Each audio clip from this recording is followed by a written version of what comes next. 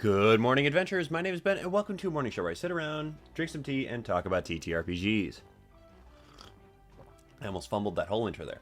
First up for TTRPG, we have, once again, the kind of witchy, kind of foresty vibe mug, the cottagecore aesthetic. And inside of it, we have the Palace Elixir from D&T. Again, check them out. They make some really good, high-quality loose-leaf tea. Better than you can find, like, just in the grocery store. And it tastes really good, and it is, you know, nerd-themed. So go ahead and check them out. Don't think they're associated with Wizards, so they're really great. There you go. So let's go ahead and let's dive back into Wanderhome. Pick it back up here.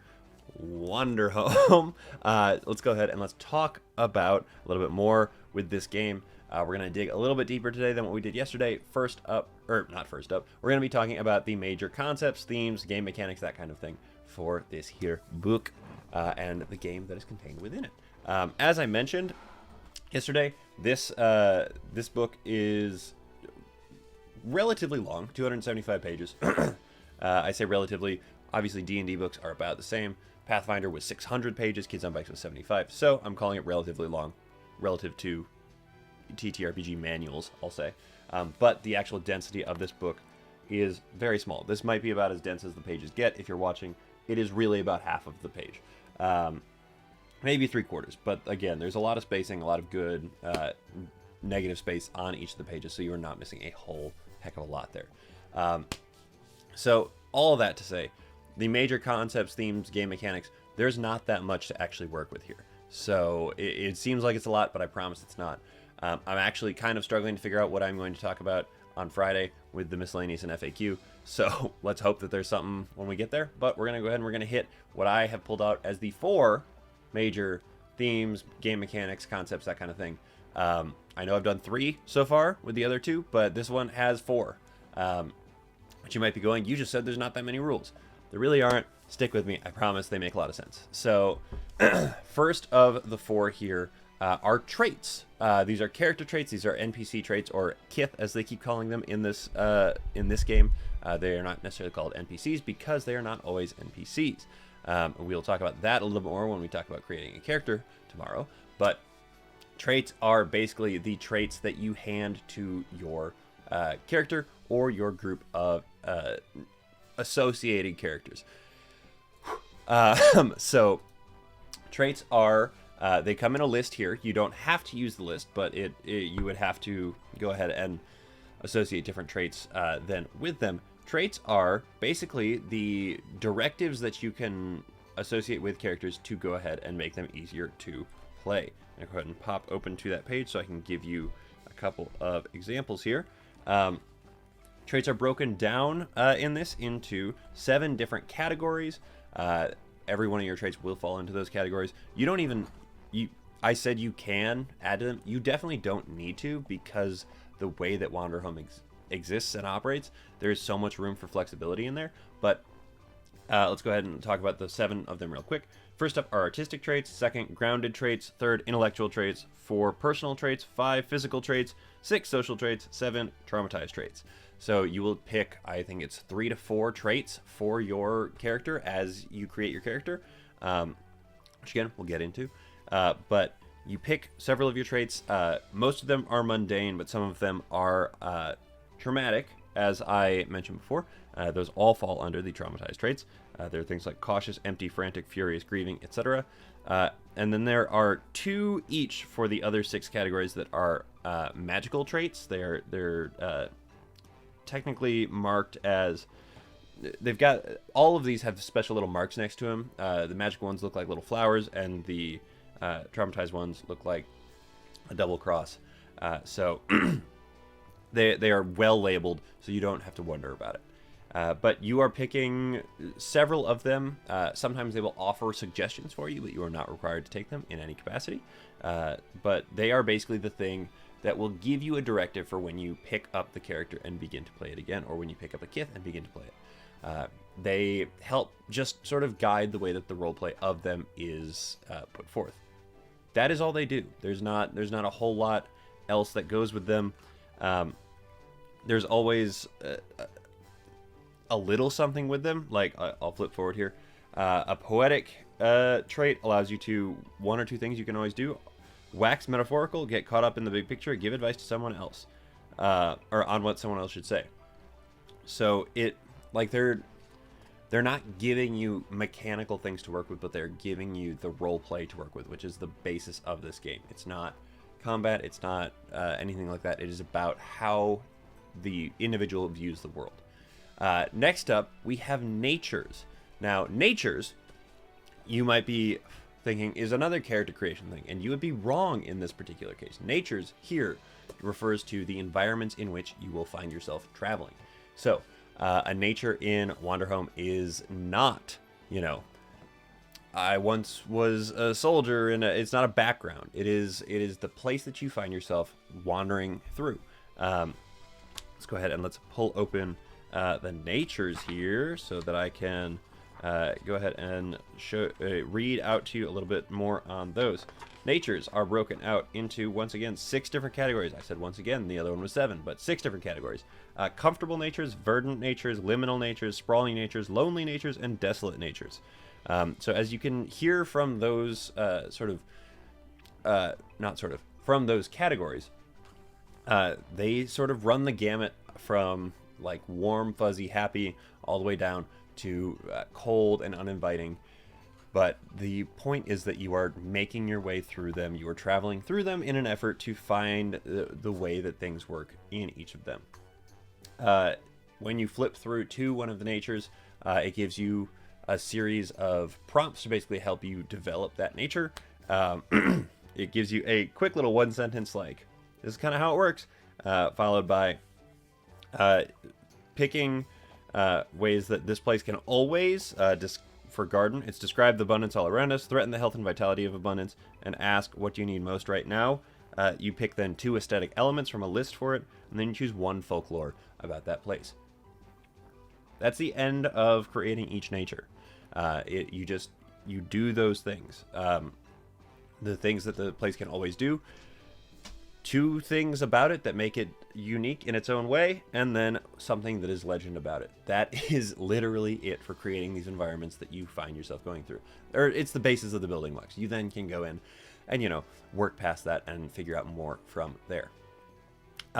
Number 3 on our list here is the seasons. The seasons are maybe the most game mechanic-y part of the entire game, because the seasons, months, and holidays are basically the progression of time. Again, this game is about the journey. It's about wandering. It is about finding beauty in the changing of things around you and the progression of time. So, when you look at seasons, you are looking at the changing and progression of time. There are 5 seasons in Wanderhome. It is a world called Haith, and there are 5 seasons associated with it. Those 5 are Leap, Bright, Breathe, Silt, and Chill. It is the natural progression of the world to just cycle through these, following at the end of the year by this thing that happens that is the end of the year celebration, the turning of the eternal year or something like that. I can't remember exactly what it's called. But the seasons each have their own aesthetic and their own mechanics that go with them. Specifically, the months have mechanics that go with them, and the months are contained within the seasons, and the seasons prompt basically character development and character growth. So each of the seasons has 2 months contained within it. We're going to look at Leap first, just because it's the first one here. I can flip forward to it. It is basically spring, or parts of spring. So the 2 months contained within Leap are Till Soil and Monsoon. Each time you progress to a new month, you go ahead and you go around the table. You ask a question associated with that month, and you go ahead and you mark down how many people answer in a certain way. And once you hit a certain threshold of that, a special event happens. So for Till Soil, it is you go around the table and you ask, do you know anyone here? Meaning, does your character know anybody in the space that you're in now? If anybody says yes, you go ahead and you mark 1 sprout. If the entire group says yes, you mark 3 sprouts. Once 5 of those sprouts are marked, then there's a cold leap phenomenon this year where you skip a month later on, The cold lasts for another month past this one. All of these sort of things begin to happen. It just informs the way that the year is progressing for you. If people say no and nothing, you don't get to that 5 threshold, nothing happens. You just progress as normal. So when you are going into each of the months, you are talking specifically about the way that it affects the place that you are in. So when you begin till soil, you look at, you choose one of the things from this list that this place in particular lacks, and all the other ones are present. Fertile soil, constant and challenging work, gentle rain, and the occasional chilly day. So you pick one of those. It doesn't happen here. The rest of them all happen the whole time. And then you choose 3 to 4 signs of the month found in this place. A rhythmic work song, piles of quickly melting snow, muddy plant legs, tattered decorations from New Year's, etc., etc. There is a list here of, I think, 12 of them that you get to pick from. So every place you come to will be a little bit different, and that's kind of the point. And each one of the months has that sort of progression to it. You just have to keep track of the tallies for each one of the months. Then at the end of the season, after 2 months, there is a festival that then indicates the movement from one season to the next. Those things are what spark character development, character growth, character additions. So when you reach one of them, you sit around and you talk about what is going to be happening here. You choose 2 traditions that the place doesn't engage in. The rest of them all happen from a list of 7 of them.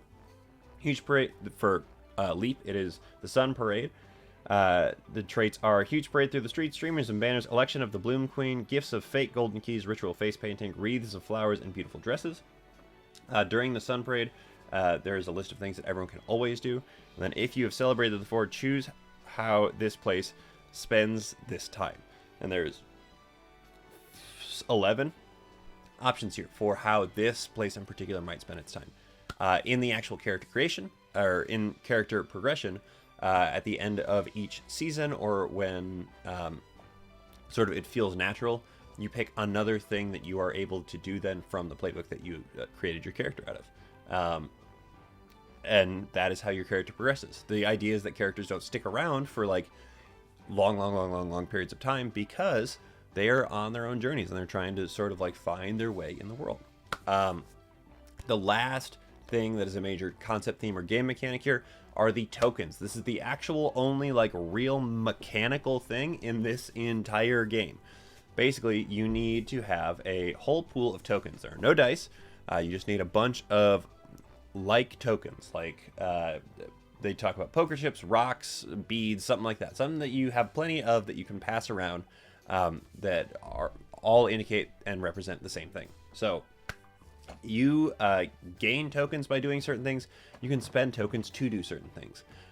Those things are listed out in your playbook. They're listed out in natures. They're listed out in seasons. Some traits might have some associated with them. Usually they don't, but on occasion there is 1 or 2 of them. And it's just things like you gain a token if you reach out and help someone, or you assist in setting up for whatever holiday is coming up.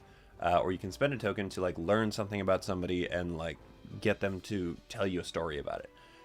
The entire mechanic of it is associated with trying to connect with the people around you and connect with them in such a way that is calm and constructive and allows you just an interpersonal connection for what would be 2 travelers on the road or 3 travelers on the road. The game is built to like let you have those human connections, even though it is all animals. I think I skipped that in the first one. The game is built to be about animals who cultivate bugs as like livestock, wandering through the world. It is not about trying to win. It's not about anything like that. It is about just pushing your way through and actually getting to interact with each other in a meaningful way. So that brings me to the end of my major concepts, themes, and game mechanics for Wanderhome.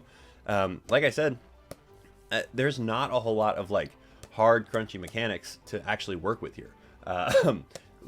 The game mechanic is trading tokens and the progression of time.